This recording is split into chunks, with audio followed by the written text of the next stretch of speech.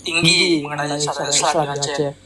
Justru kalau tahu abang orang Aceh, lalu abang masuk Kristen, yang kebanyakan orang Aceh pasti marah. Kenapa abang tega melakukan hal itu? Nah, yang menjadi pertanyaan sekarang bang, kalau abang berani menyebarkan Injil, kenapa abang nggak duduk sama pemuka agama di Aceh, lalu berdebat, berdiskusi mengenai hal ini, dan kemudian ditempatkan di suatu tempat? Mungkin kalau abang mau, saya bersedia bang untuk mengundang abang di Banda Aceh untuk berdiskusi langsung dengan pemuka agama. Nanti akan saya lobby pemuka agama di Aceh untuk berdebat dengan abang. Bagaimana? Apakah abang setuju dengan pendapat saya bang?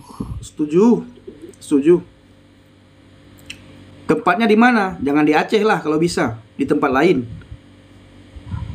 Kalau di kota lain agak susah bang, karena saya di Aceh tidak mau. Kalau bisa, nanti saya cari uang dulu, saya buat paspor, kita di luar negeri. Oke, Bang. Kalau di Aceh tidak bisa. Kemarin ada orang yang berdebat, Pak Budi Asali, ketika ditanya balik sama Pak Budi Asali kepada para pedebat Muslim, ya, langsung orang yang nonton, orang yang menyaksikan ngamuk-ngamuk. Bahkan ada yang teriak-teriak halal darah. Itu Pak Budi Asali sendiri datang untuk debat dengan para debater Muslim. Ya, banyak orang yang hadir di situ. Ada para ustadz, kita lihat dari segi pakaiannya, dari segi berjenggot, dari segi ininya, ya, face-nya itu ustadz. Mereka teriak halal darah. Padahal yang ditanya sama Pak Budi apa? Saya mendengar, saya ada banyak teman-teman murtadin katanya. Mereka bilang di dalam Islam itu masuk neraka dulu, baru habis itu masuk ke surga. Apakah benar? Langsung penonton teriak halal darah, penonton teriak mau melemparkan kursi ke atas Pak Budi Asali. Itu Bro Is. Jadi kalau Bro Is mau, ya kita di luar negeri. Dan debatnya itu, diskusinya dua arah. Kalian tanya tentang Alkitab, kami jawab, habis itu kami tanya tentang iman kalian. Begitu Bro Is. Nah, kalau di Aceh, kalau di Indonesia, apalagi di Aceh, ya halal darah lah bro.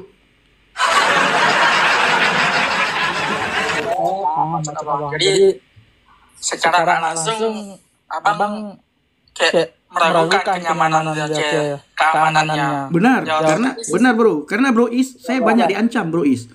Saya wajar bang. Wajar sih kalau abang mengatakan itu. Jadi saya paham loh. Saya terima maksud abang. Jadi lagi. Abang terima apa? Abang terima saya diancam? Enggak, bukan gitu bang. Tadi abang bilang abang keamanannya terancam kalau emang dibuat di Aceh. Bukan itu saja. Abang terima enggak kalau saya sering diancam? Enggak bang. Karena itu kan salah satu termasuk penganiayaan ya bang. Itu enggak dianjurkan. Enggak, saya sering diancam bro. Sangat sering. Mengakui enggak kalau abang ini sering diancam gitu maksudnya. Abang lihat gitu. Tapi kalau diancam itu kan perspektif ya bang, sudut pandang. Kita nggak bisa menyalahkan Islam kayak gini. Bahkan di Islam pun ada kayak gitu bang. Karena kita nggak bisa menyalahkan perspektif. Ya, apalagi abang kan orang Aceh.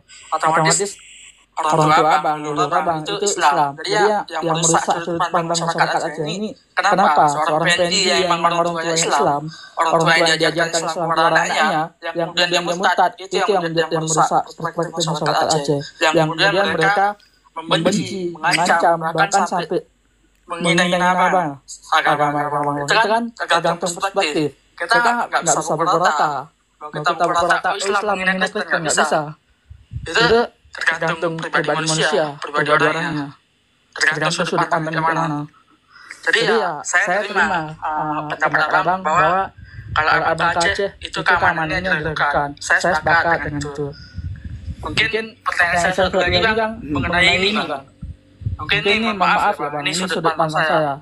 Jadi ya sudut pandang saya bang mengenai kenapa sih bang kalau saya lihat sekarang kan kayak maaf Bobo Santoso terus dari Corbuzier, kenapa orang-orang papan atas, orang-orang tingkat atas itu malah. Sedangkan sudut pandang saya sekarang orang-orang yang desak kemiskinan, desak ekonomi, itu malah masuk Kristen. Apakah ada orang di belakang Bang? Oke, terima kasih pertanyaannya.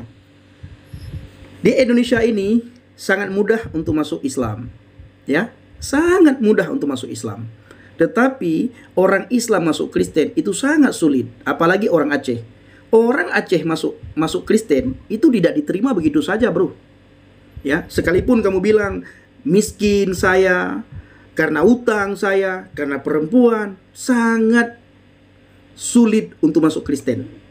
Sulit sekali. Tidak diterima begitu saja. Seorang artis, apabila dia masuk Islam, keartisannya itu sangat hebat, luar biasa, disanjung-sanjung, ya, dipuji-puji, mendapatkan pujian, mendapatkan panggung, mendapatkan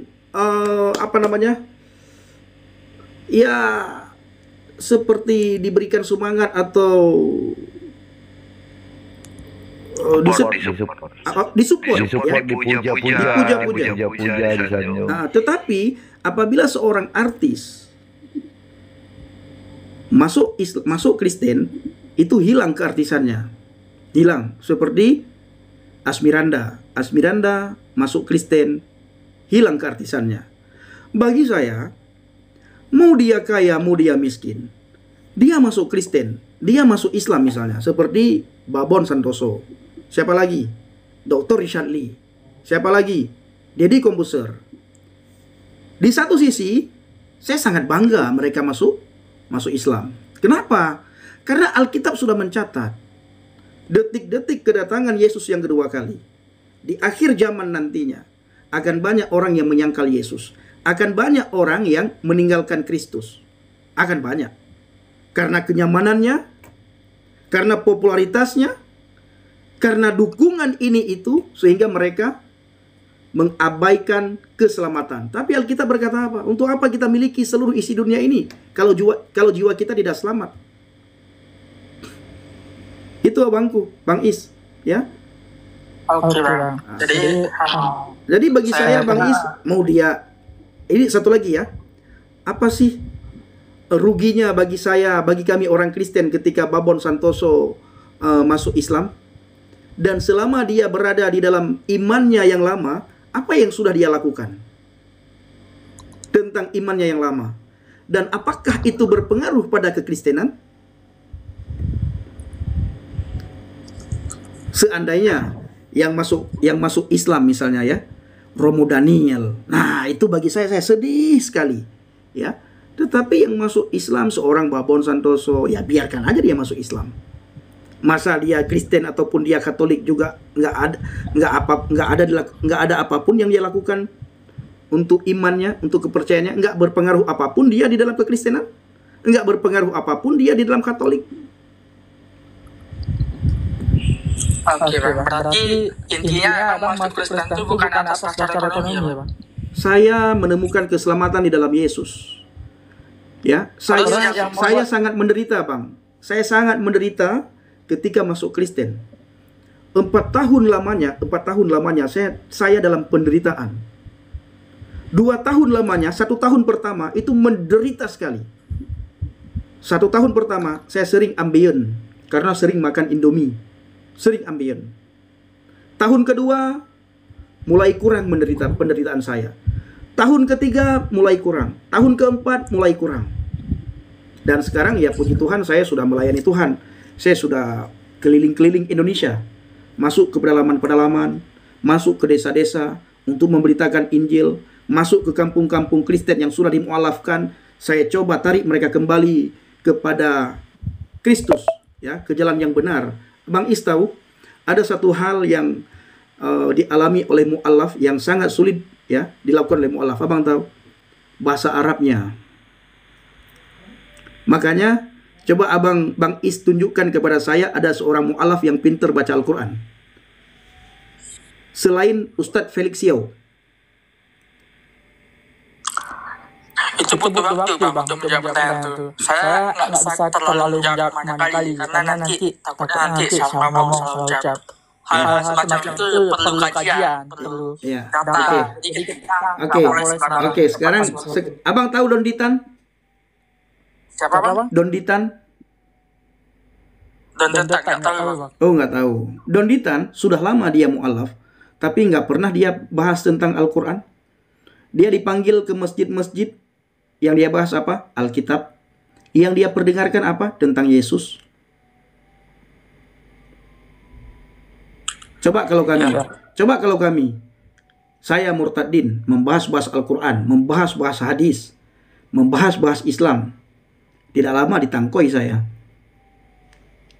Oke, jadi inti pertanyaan saya bukan di situ bang. Nanti yang ada saling menjelekkan kalau kita bahas itu kan. Kita kalau mencari satu dua hal yang dapat menjadi agama lain. Jadi di sini bang. Oke, sebentar dulu. Ini ada yang tulis Nababan katanya. Nababan itu bukan mu'alaf dia. Bukan mu'alaf ya. Arifin Nababan itu bukan seorang mu'alaf. Dia dalil. Pembohong dia, bukan mu'alaf dia. Pembohong itu. Pembohong bukan mu'alaf dia. Ya. Dia bukan mu'alaf. Mengatakan abang masuk Kristen 2014. Kemudian abang mempelajari tentang Kristen. Nah, yang menjadi pertanyaan saya, sejak kapan abang bisa keliling Indonesia? Siapa yang membackup abang di belakang ini? Siapa yang menggandeng abang supaya abang bisa? Saya ada YouTube ya. Saya ada YouTube. Saya dapat berkat dari YouTube, dan juga ada beberapa orang yang sering mensupport ya, yang sering memberikan saya berkat ketika saya pelayanan. Nah, karena di YouTube juga saya cantumkan nomor rekening. Nah, bagi teman-teman yang mau membantu pelayanan saya, nah, ini nomor rekeningnya. Jadi mereka yang mensupport saya, orang-orang yang tidak saya kenal justru yang mensupport saya, yang tidak pernah bertemu dengan saya, yang mensupport saya. Itu Bro Is. Oke, berarti abang semenjak abang masuk Kristen ini ekonomi abang menaik gitu. Oh enggak, bukan. Saya keliling Indonesia itu bukan untuk main-main, tapi untuk memberitakan Injil, masuk ke pedalaman-pedalaman. Itu bukan mendapatkan uang, habis uang. Oke, berarti abang nggak pernah ada penyesalan abang murtad gitu. Enggak, sedikit pun nggak ada penyesalan. Saya sangat sukacita, saya sangat bahagia, dan saya sangat semangat di dalam pelayanan. Dan saya sangat semangat di dalam Tuhan. Oke, jadi apa sudut pandang abang? Kan abang tahu kan, kalau dalam Islam itu ketika seorang anak murtad yang meninggalkan kedua orang tuanya dalam posisi Islam, itu kan bisa dibilang seorang anak itu durhaka. Walaupun nggak mencintai ya, menghargai, tapi secara pendapat abang, cara mencintai itu beda. Tapi secara perspektif masyarakat Aceh, ketika seorang anak murtad lalu meninggalkan kedua orang tuanya dalam Islam, itu jelas durhaka. Mungkin dalam sudut pandang abang, cara mencintai abang itu beda. Karena kan setiap orang itu berhak memilih agamanya kan. Itu bang. Jadi apa pendapat orang tua abang ketika abang murtad itu? Apakah ketika abang belajar Kristen itu orang tua tahu? Tapi mana bang? Oke, saya tidak belajar Kristen bro. Saya sudah jawab tadi ya. Nah, ketika saya murtad, mengambil keputusan untuk murtad, saya sekarang menjadi pengikut Kristus, ya orang tua saya sangat menyesal ya. Dan orang tua saya, kalau kamu cari di YouTube, Mama Effendi Usman menangis. Nah, itu kamu akan tahu nantinya tentang mama saya. Mama saya nangis-nangis, minta tolong kepada saya supaya saya kembali ke agama Islam. Nah, bahkan orang-orang mengatakan saya ini anak durhaka karena tidak mau kembali ke agama Islam. Ya, saya sangat sayang sama mama saya sangat hormat sama mama saya karena Alkitab juga menyuruh kami untuk menghormati orang tua. Hormatilah kedua orang tuamu agar lanjut umurmu. Nah, sama halnya ketika saudara melihat seorang Dr. Richard Lee misalnya ya. Ketika dia mu'alaf, banyak sekali orang yang bertanya bagaimana tanggapan orang tuanya, pasti menyesal orang tuanya. Bahkan Dr. Richard Lee pernah saya dapatkan sebuah artikel ya, sebuah tulisan berkata begini. Ya, saya tidak perlu meminta setuju daripada orang tua karena saya sudah besar dan keyakinan itu haknya saya. Saya tidak perlu meminta persetujuan mereka. Itu jawaban beliau. Saya pernah melihat di sebuah artikel ya, di TikTok juga, di sebuah VT saya juga pernah lihat itu. Nah, jadi apakah menurut Bang Is ya, ketika orang Kristen masuk Islam dan orang tuanya menyuruh anak tersebut kembali ke Kristen dan anak tersebut tidak mau kembali ke Kristen, apakah menurut Bang Is dia durhaka sama orang tuanya karena dia mempertahankan Islam? Itu Bang tergantung perspektif dan latar belakang. Kalau di Aceh ini kan Bang kita tahu kan Aceh ini punya sejarah panjang lah mengenai syariat Islam. Enggak, ini tanggapan Abang, ini tanggapan Abang misalnya, tanggapan Abang. Oke, tanggapan saya itu tergantung perspektif dan perspektif Abang bagaimana melihat ada orang Kristen yang masuk Islam? Perspektif ini perspektif daerah Bang. Kalau di Aceh ini kan seperti yang kita tahu kan orang ini kental sekali dengan yang namanya syariat Islam di Aceh. Jadi gini, Abang tidak berani jawab karena itu dia sudah masuk Islam dan orang tuanya meminta dia kembali ke Kristen atau Katolik atau ke Hindu atau ke Buddha. Abang tidak berani jawab, itu saja. Abang tidak berani jujur dalam hal ini. Jadi abang jangan banyak alasan untuk berkata, oh ini perspektif, tergantung perspektif sebuah daerah segala macam. Saya meminta pendapat abang. Kenapa? Jujur aja jawabnya bang. Kalau dia durhaka, bilang durhaka. Kalau nggak durhaka, bilang nggak durhaka. Jangan ketika ada orang Islam masuk Kristen, orang tua tidak setuju, kita bisa katakan anak durhaka. Ketika kita melihat orang Buddha masuk Islam dan orang tuanya meminta kembali kepada Buddha, anak tersebut tidak mau kembali, dan kita berkata, oh dia bukan anak durhaka karena dia mempertahankan imannya. Dia dapat hidayah kok, dia dapat panggilan kok. Apakah begitu? Yang saya pandang sekarang bang. Enggak, udah. Abang tidak berani jawab itu. Abang tidak berani jawab dengan jujur. Itu saja. Oke, Bang Isya, sehat-sehat. Ada lagi yang mau ditanyakan? Oke lah bang. Itu aja bang. Nanti saya nggak bisa terlalu jauh untuk berdiskusi karena nanti ada yang merendahkan, ada kalimat yang nggak didengar. Jadi saya nggak mau terlalu dalam bahasa agama bang. Jadi ya udah mau diskusi ringan-ringan aja. Mau latar belakang gimana itu aja bang. Oke, siap. Sehat-sehat ya. Oke, Tuhan berkati. Shalom. Oke, saya mau nanggapin tadi ya, yang dia sebut nama itu tadi, yang nama-nama terkenal gitu.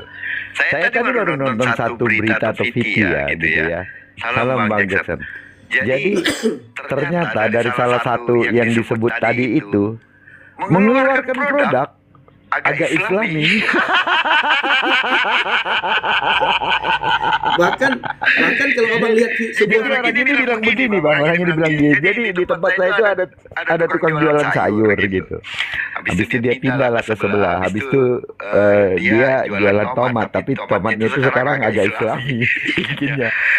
Jadi karena dia mungkin sudah agak ada pernah kebentur dengan orang lain gitu, dengan tetangganya ada masalah, lalu tiba-tiba dia mengaku udah 2 tahun lalu gitu, dan masalah itu memang betul 2 tahun lalu gitu ya. Nah, dibilang saya sudah pindah 2 tahun lalu gak lama ini dia jualan produk. Saya kan lihat videonya, jualan produknya agak Islami, jadi kita tahu lah itu kenapa. Nah, dia bang, saya dapatkan Viti begini. Ketika dia diwawancara ya, dia bertanya, boleh nggak saya beribadah tidak pakai bahasa Arab? Saya beribadah pakai bahasa Indonesia. Boleh dong harusnya. Kata dia ini bang.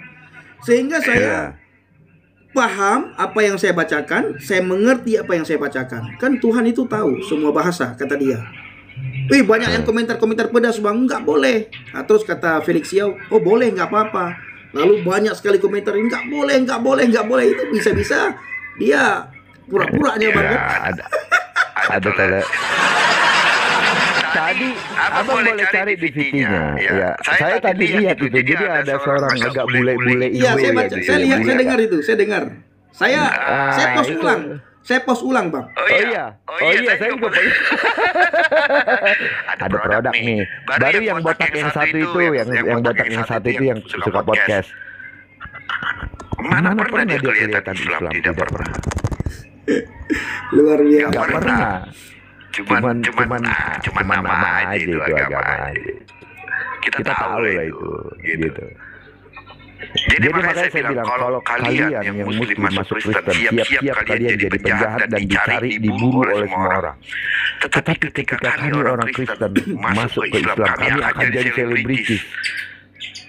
Kami akan jadi selebritis, disanjung, dipuja-puja, diundang sana sini. Apalagi kalau kami dengan enaknya menghujat-hujat. Wah, mungkin kalau seorang Nabirong masuk sana, Alphard cepat dapat saya bang. Benar. Hah? Benar sekali. cepat dapat apart saya benar. Apalagi abang bilang kan saya tahu tentang Abi Effendi Usman, ya kan? Saya teman baiknya, saya tahu semua apa gitu kan. Siapa lagi si ini, si itu, si ini saya sebutin semuanya. Tahu semuanya. Saya tahu mereka ya kan. Pembohong dia, penipu dia katanya. Saya tahu mereka C6, C7, C8 ya. A1, A2, A3, dikira ini kertas kali ya, folio, ya kan? Ini bang, ada seorang muslimah ya. Nama akunnya Jalur Gaza. Dia meminta sama Allahnya supaya suatu hari saya kecelakaan, ditabrak sama motor supaya kaki saya putus katanya. Itu doa orang. Dia bilang begitu. Ya, itu doa orang yang beriman ya, doa orang yang agamanya benar. Ya, saya hanya ingin katakan semua azab dipatahkan dalam nama Yesus ya, semua azab. Amin. Semua kutuk, semua celaka dipatahkan dalam nama Yesus Kristus. Haleluya. Tidak berlaku. Ya, Tidak berlaku itu bagi tidak berlaku. kita. Itu habis Ada Bang TR. Ya, kenapa turun Bang TR?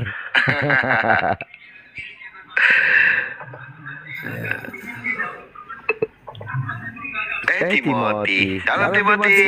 Timothy mau naik. Sama Bang Namirong. Timothy mau naik. Saya belum dapat undangannya Timothy. Undangan apa? Oh belum ya. Bang Teddy belum juga ya. Belum. Undangan apa? Kapan nih nyetak undangan gitu maksudnya? Sudah dia WA saya hari itu. Janganlah naik-naik itu lagi, Bang. Pasti mau nanya malam ini. Ya. Ya udah deh, siapa nih yang mau jadi pendampingnya? Saya kasih tahu ya. Ini brother Timothy ini orangnya ganteng ya. Kalau dia jadi mualaf pasti dikatakan pangeran surga kan pikiran ya. Bo. Kalau kalian lihat wajahnya Timothy, masih muda, pinter, ganteng, gagah. Ada cengengnya sedikit, saya lihat. Ada cengengnya sedikit. On cam, jangan on cam. Nah, jadi kawan-kawan. Iya.